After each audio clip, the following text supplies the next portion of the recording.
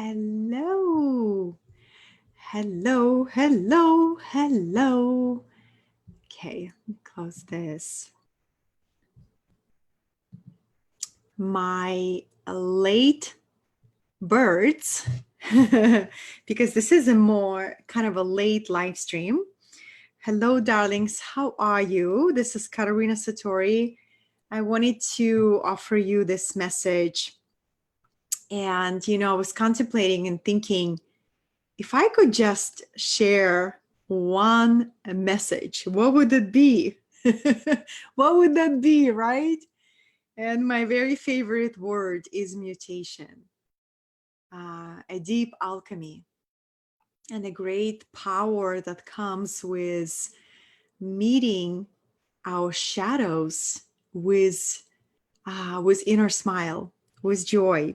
So welcome, darlings. We're just beginning. I literally just got online, and I was feeling into. I was like, well, what would be the most relevant message? Because I am not a foreigner towards mutation process. I am mutating quite a bit, and I love this word because willingly allowing the process of inner alchemy to occur within you takes so much courage. It's so much easier to deflect, to shortcut the process, to stop it entirely, to pretend it's not there, right, darlings? But what happens when we do that, we actually shortcut our own expansion.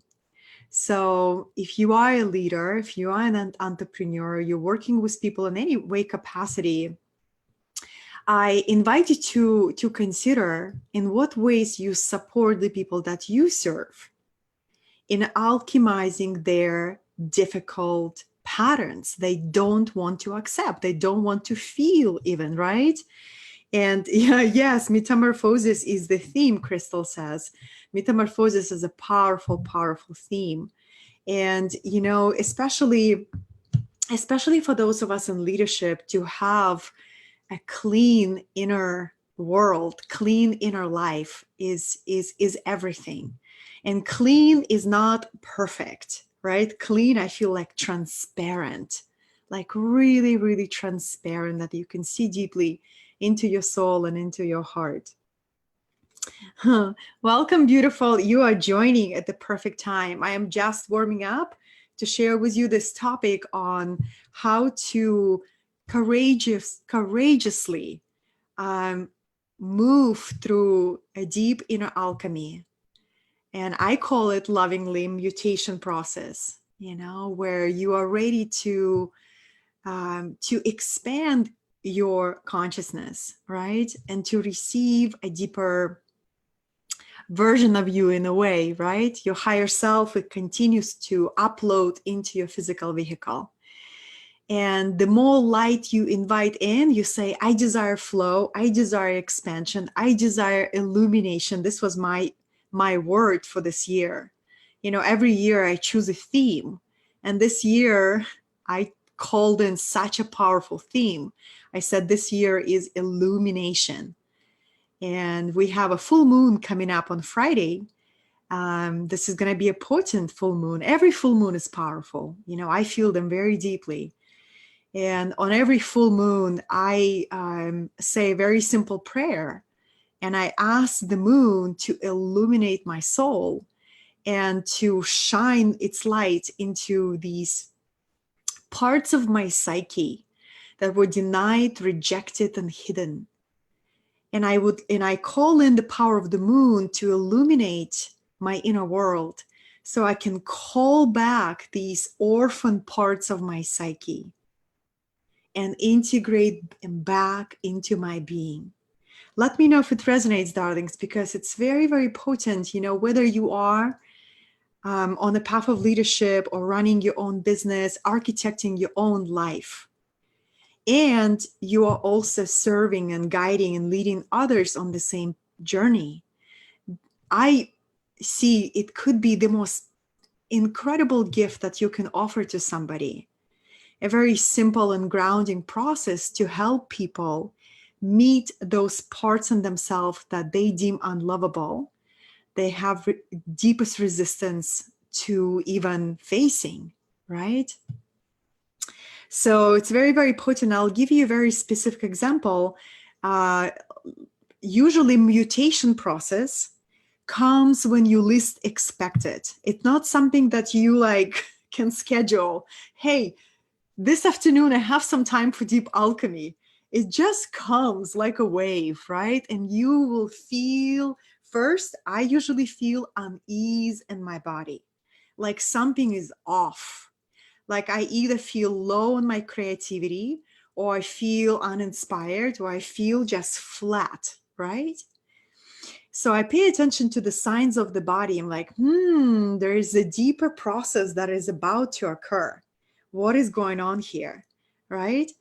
And then sometimes I experience the shadow states as restlessness, right? As an anxiety and as a concern for the future. So those all are very, very normal feelings that arise in every single person that has a human body, right? So that was a huge, huge epiphany for me, that no matter how much of a strong, undefeated mindset I can develop and maintain, no matter how deep my connection with source and divine cosmic mother, that's what I call the source consciousness,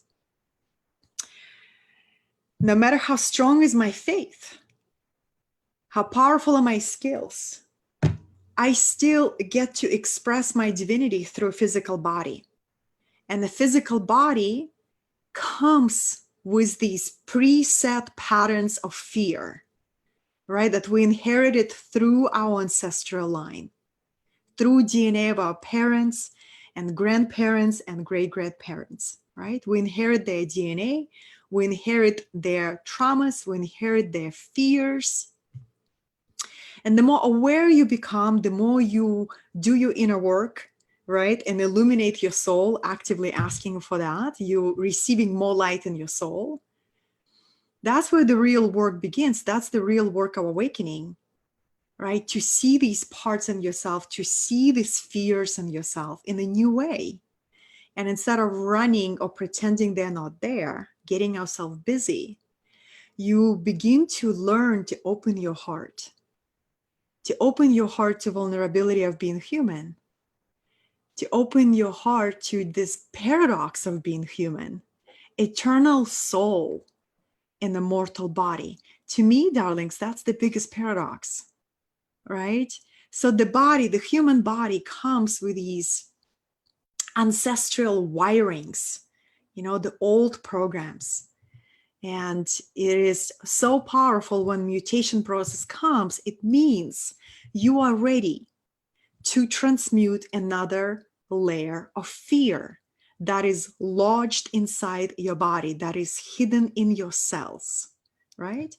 So I wonder how different our life would be if one day we teach the process of transmutation of our shadows to our children, to our teenagers, right? How different our lives would be if we had these tools of emotional alchemy when we were teenagers, right?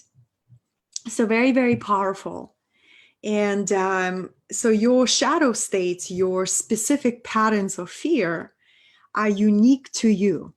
They're unique to the lessons that you came here to embody, to learn, and to master on the level of the soul, right? So every single one of us has our own unique story, our unique storyline. And we choose very specific slice of karma in a way. When we incarnate to this earth plane, we volunteer, we say, hey, that's not my first incarnation. I volunteer for the thick slice of karma this lifetime, right? Usually the stronger the soul, the more it's going to volunteer for a deeper work to contribute to the collective awakening.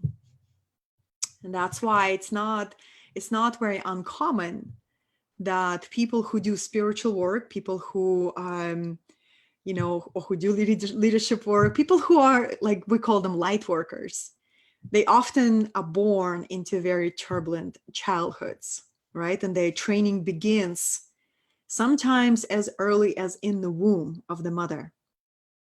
All right, darlings. So it's very, very powerful. Number one, the reason I keep sharing this message is learn to interact with those times of mutation in the new way. And simply experiment, right? You're listening to me right now, and maybe some of you like, I totally do this, and some of you like, oh my God, I have no idea what she's talking about.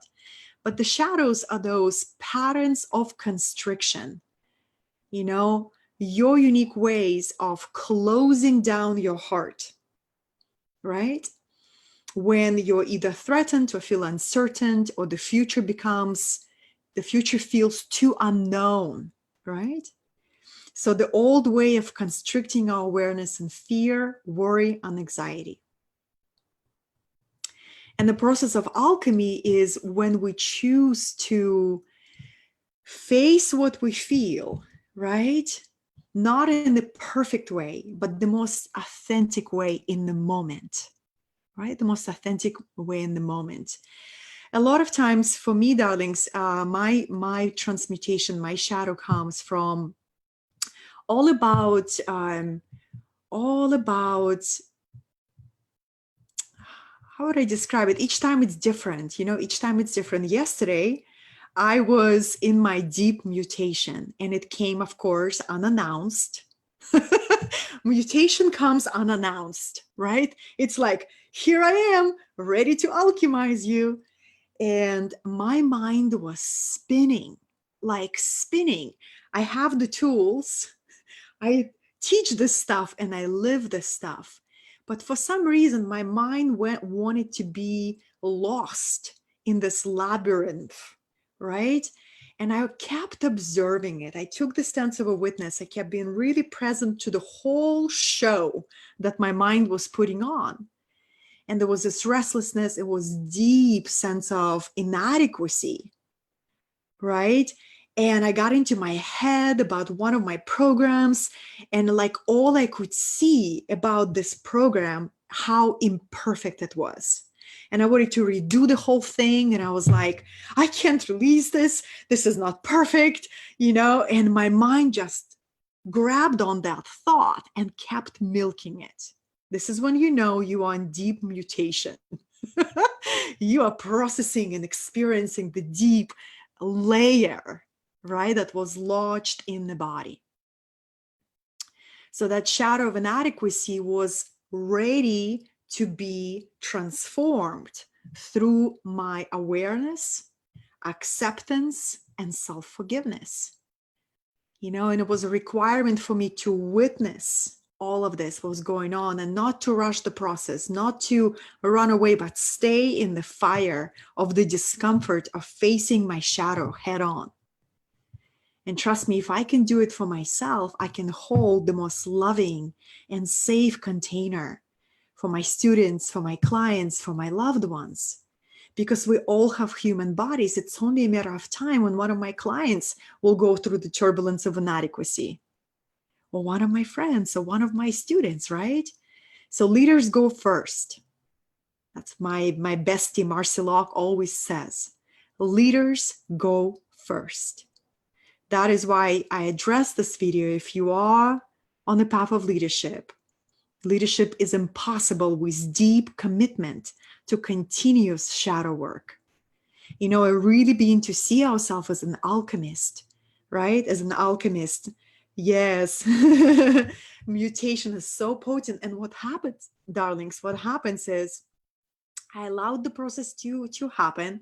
And I was thinking, okay, Katerina, well, what would give me a perspective? Because usually when you're in the transmutation of the shadow, it's very challenging to keep a perspective, right? You're like, what's true?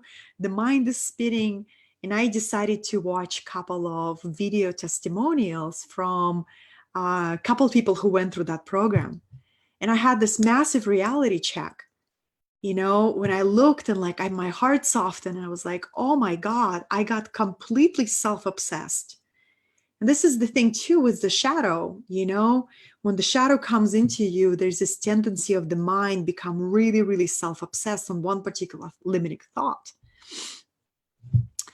And then when you begin to focus on the people, on others, your heart begins to open and your life force comes back to you.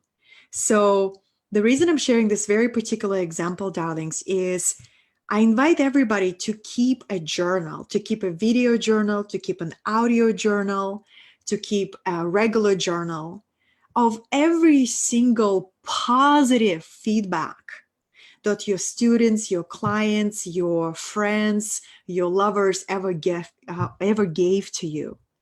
It could be such a support for your heart every time you go through transmutation process, like reminding yourself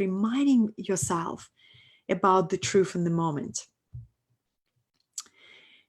But that's kind of like that's a bonus opportunity. I would say if we stick with fundamentals, right? When the mutation time comes, it only means one thing. You are strong enough to meet another layer of constriction that has been lodged into the cells of your body through trauma, through old pain, through feeling rejected, through the wound that you were not strong enough to heal at that time, right? So the shadow is like this layer after layer after layer of constriction that it's impossible to unwind all of your shadow self in one session. If anybody sells you that option, run. It's a slow and tedious process sometimes, but it teaches us so much. It teaches us how to be human. Once again, we are walking paradox. We're immortal soul, impossible to die. There is no death, right? For the soul. We're living in a very mortal body that can be so vulnerable to the collective fears for the future, to an anxiety of performance, to feeling deep insecurity around your creativity. Those are all so normal. And no matter how confident a person you admire, maybe it's a thought leader or a teacher or, a celebrity, whoever that is, who is your role model? I have a few of them. But I love when my role models share, their own inner voyages with the human journey. And I respect them more. I can relate to them more. And this is what I keep discovering, darlings, that these feelings, these turbulent feelings are, they're just what makes us human. And the more light you can hold in your body, in your awareness, the more you will be asked to transmute a deeper layer of the shadow, which is a fantastic work because every shadow contains the gift. Richard Rudd taught us this, right? And what does it mean? It's almost like a koan. Every shadow contains the gift. I've been contemplating it for so long. And I still think I'm just scratching the surface, right? But it's almost like, every time we sit with our shadows and I'll allow the shadow to run its course, it opens up our inner being from within, right?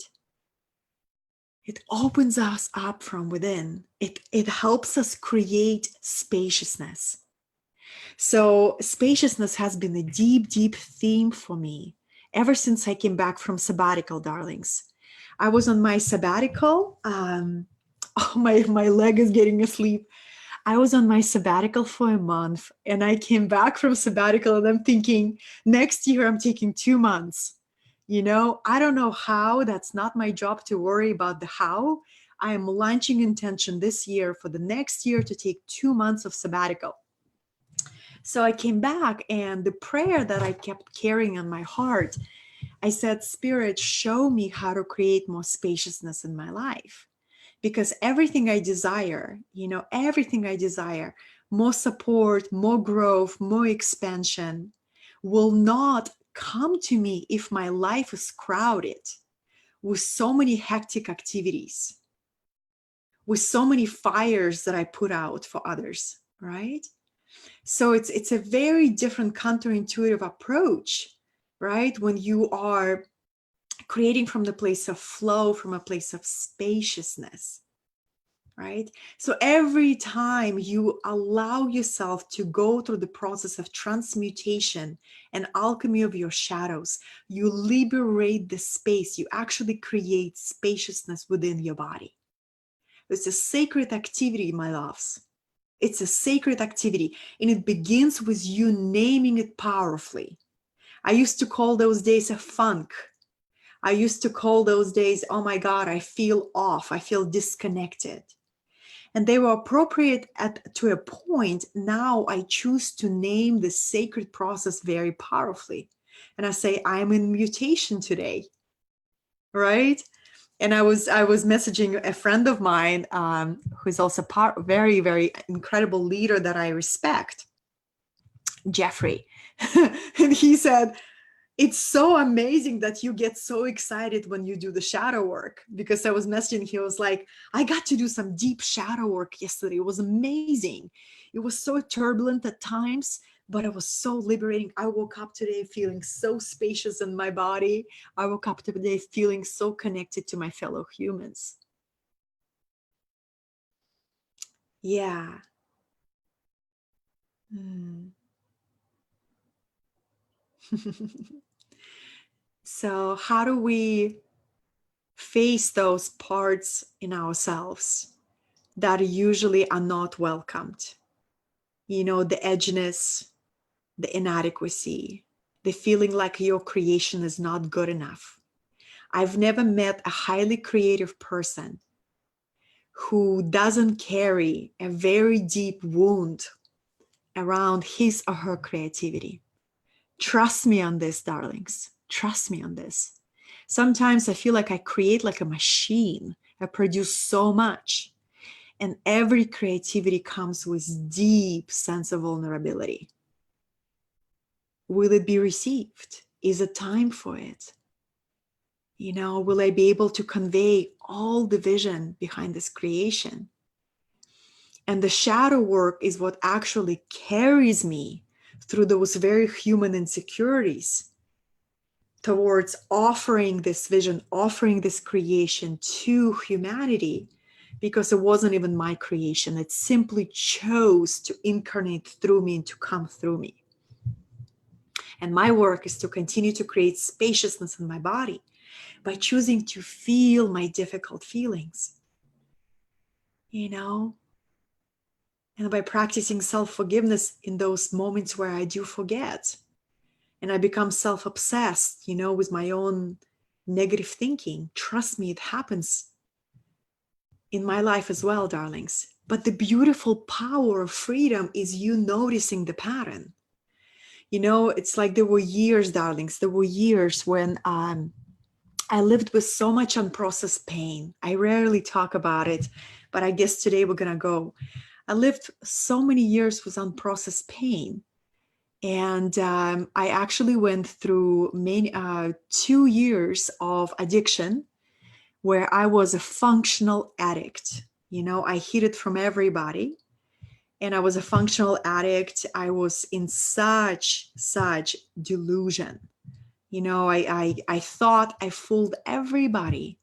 I created this bubble that called my drug addiction, you know, that at that time I thought was helping me not to feel my pain. And this is what, you know, any addiction at the root of it is inability or not knowing how, inability to feel the pain that you carry.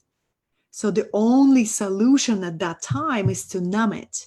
So you become a master of numbing. Right, darlings? So I'll never forget that moment. And you know, it was yeah, I would never forget that moment meeting that addiction, that shadow of an addict, like head on, face on, and realizing that I cannot numb my feelings partially. I cannot only numb the pain. If I numb the whole inner world. I numb the whole freaking inner world. And then I turn into this fraction of myself. I feel safe. I feel a little bit better, but I numb the whole inner world. And that realization, darlings, began my kind of an unfreezing process because I was deeply, deeply frozen inside. And I had no tools to do the shadow work. You know, all I had was layers and layers and layers of childhood trauma that I buried in the memory bank because it was incredibly painful to even think about it. So I've met a lot of high achieving entrepreneurs who either struggled or struggle in secret with addiction.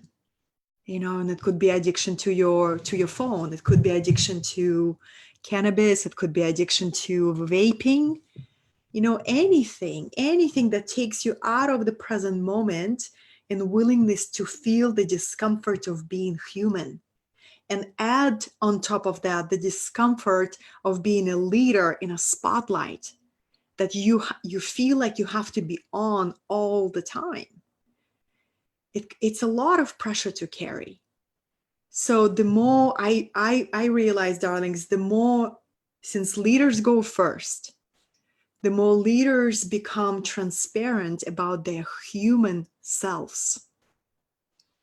The more we normalize these experiences and say, you know what, it's deeply uncomfortable to be in a spotlight all the time, you know?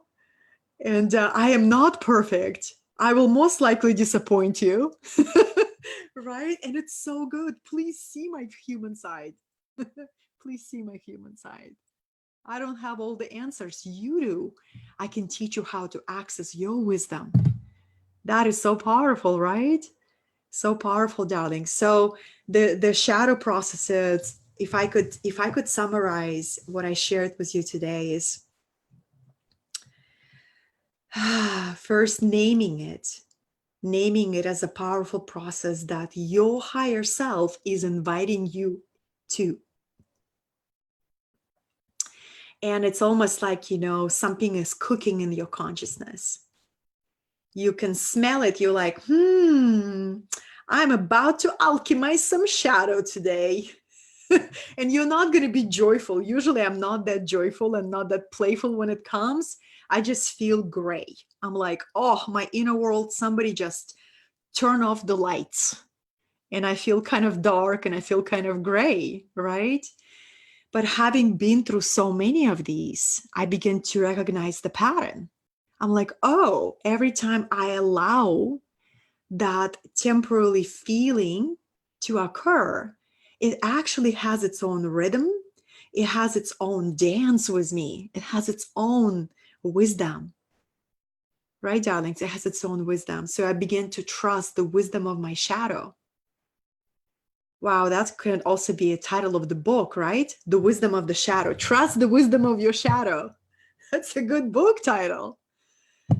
Oh, yeah, you know, and ultimately, darlings, if we look at, you know, kind of from the higher perspective, it is all light.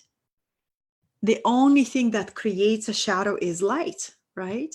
So it's all light. It's valuable. It's beautiful. Yeah. Let's see.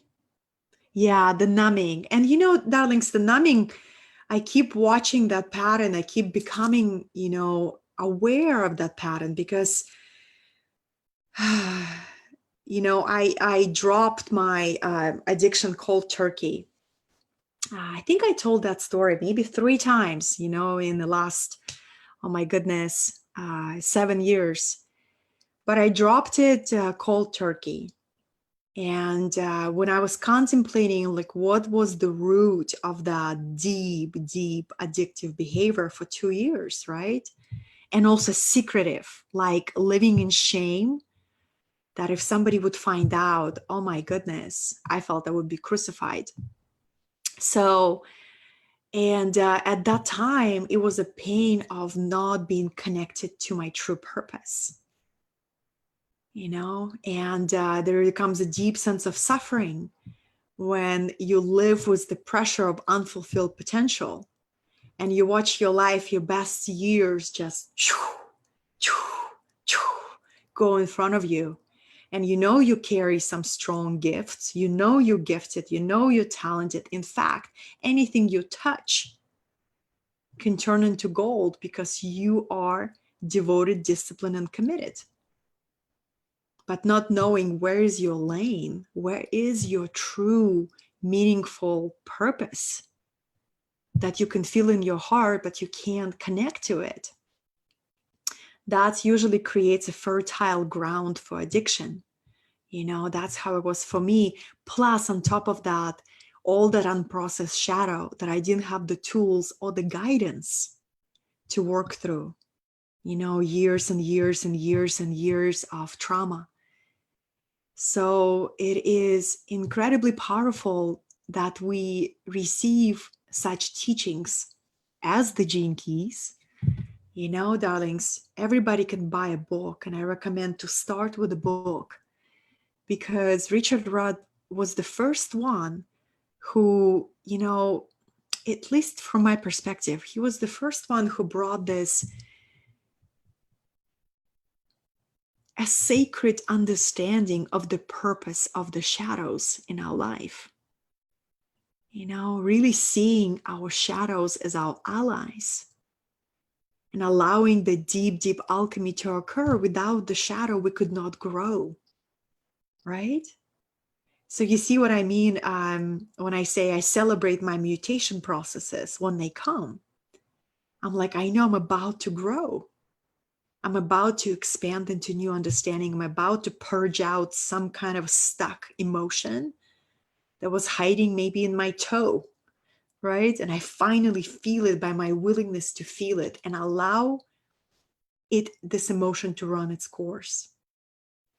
So when I am in those moments, darlings, what really helps me, because sometimes mutation process can take an hour, sometimes it can take a whole day, right? And the less I put a time frame in it, the less I say, okay, shadow, I only got 3 hours. Let's do this. You'll be humbled by that, right? But you just kind of say, you know, I surrender, and I am choosing to go through this transformation with willingness. You know, all that is ever required from us, darlings, is two things. Us trusting the next moment. If you think about it, all we got is next moment, right? Sometimes, you know, our deepest fears about the future, they happen when we start obsessing about the future too much. I always bring out to this powerful remembrance that anything that it ever is asked of me is to trust the next moment. If I can find the courage to do that, it's gonna be okay, right? And then the second part is the state of our heart. I find that all the guidance, the clarity, the support, everything comes, the creative vision, everything comes when my heart is open. You know, and how do I know that my heart is open? My body is open. My body feels spacious. My body feels relaxed. And if I find any tension in my body, I know I get to just breathe life into it.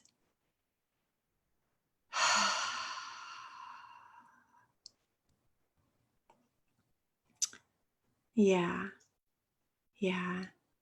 And then what's so beautiful, darlings, is that the more you do this deep shadow work, the more you cultivate courage to take bold, creative risks in your leadership, in your mastery, in your entrepreneurship.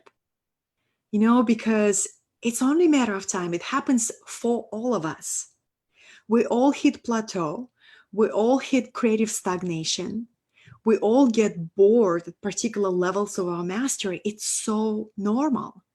And you know what changes everything? You know what opens up a next level? Is taking a creative risk. And risk gonna feel insecure. Risk gonna bring up a lot of crap from within you. Am I willing? Am I capable? Do I have everything to take this leap? This is such a normal process. And during the times where I get to take a creative risk, I connect with a very specific archetype. I call it creative rebel archetype. You know, there is a ton of archetypes that you can tap into. They exist on a causal plane. So we exist on the physical plane right now, right? We also have astral plane, mental plane. There is a causal plane where it's a plane of archetypes, plane of gods and goddesses. So by elevating your frequency, by doing your shadow work, another benefit, kind of like a good side effect, that you can tap into this plane of archetypes and call in that powerful archetype that can give you the confidence and the courage to take creative leaps. So I call in my creative rebel, right? And I imagine fusing my energy body with that archetype. What would my creative rebel do? You know, if I am fully embodying this archetype, what choice I would make, what decision I would make, what thoughts I would entertain, what disciplines I would put in place. So it's a playful way to think about it, you know, find what works for you, darlings.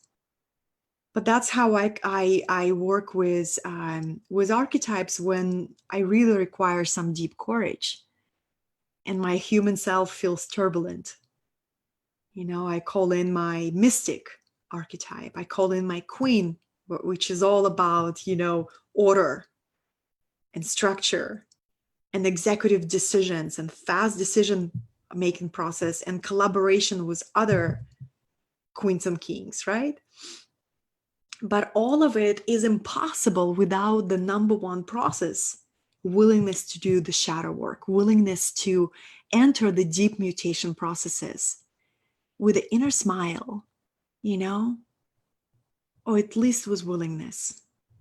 And a lot of times I journal about my mutation. I journal and I say, this is what I've learned about myself through my recent mutation process. This is how my consciousness is different now. Because it always, darlings, what I've noticed every time I go through this mutation portal, kind of the prize of this work is the new fragrance of your consciousness. If consciousness had a fragrance, if a frequency of your aura had a fragrance, what would it smell like, right? But you begin to emanate this beautiful vibration. What do you think is the reason when you go and meet a spiritual teacher that you admire, whether it's Byron Katie, you know, she's one of my favorite teachers, whether it's Muji, you go see Muji all the way in Portugal, whoever is the teacher that you desire to listen in person, why do you think it's so powerful to be in their presence? It's because of emanations of their energy field. The subtle frequency, the fragrance of their energy field that is so real. You know, a lot of times I go see my spiritual teachers and all I desire is to simply be in their aura. If they give me a strategy, if they give me an advice, if they give me some kind of counsel, that's like a cherry on the top, right? Cherry on the cake. Being in their aura is what cleanses, heals, and refuels my energy body. So the prize of the shadow work for you as a leader is that you begin to raise the vibration of your energy body in a truly, truly exponential way. And it takes courage. That's why it's so easy to bypass the shadow work. It's so easy to numb it, right? It's so easy to numb the discomfort or just throw yourself into such crazy busyness that you have no room to even process your shadow state. Definitely guilty, right? Definitely done this in the past. This is why, darlings, I begin to value my mutation times as high as my production times, right? They're equally valuable in my value ladder in a way.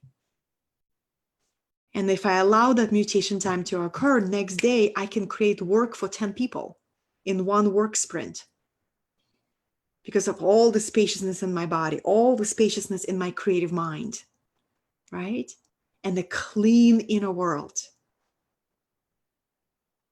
And the beautiful magnetic aura that sends a signal, that sends the signal for your message to be reached, right? So very, very powerful. I see you, darlings. I see you. Oh my goodness. I was like, it's going to be a late live stream. I have no idea who's around, but I love this late live stream community. Hello, darlings. So this is, I really hope you took away something for your heart. And my intention is always to normalize these experiences for all of us. The more we share what we find on the path, the more we can all do this courageous work of emotional alchemy for ourselves, for our ancestral line, for our communities, right? All of that. So I feel it's a good time to land this plane right now. If you just joined, darlings, I definitely shared quite a bit impromptu spirit wisdom. Thank you for doing your work. Those of you who are courageously meeting the aspects in your psychic that were buried through trauma or through the wounds of rejection or shame or inadequacy, I bow down to you for your courage to face those parts and to welcome them back. You welcome them back through this gentleness and forgiveness of yourself. And you create space for them to come out of the dark corners and have a cup of tea with you. That's how I work with the shadow, I invite it to meet me in the place of equality. And I say, you're welcomed. You are just as important to me as my most brilliant light. And I'm ready to listen. What is the message that you have for me today? What is the part of myself that is so difficult for me to accept? That is painful for me to feel that discomfort. And what if I choose to feel you? What if I choose to meet you? What is the gift that you're waiting to offer to me? And this is the conversation with the shadow that I love to have. That changes everything.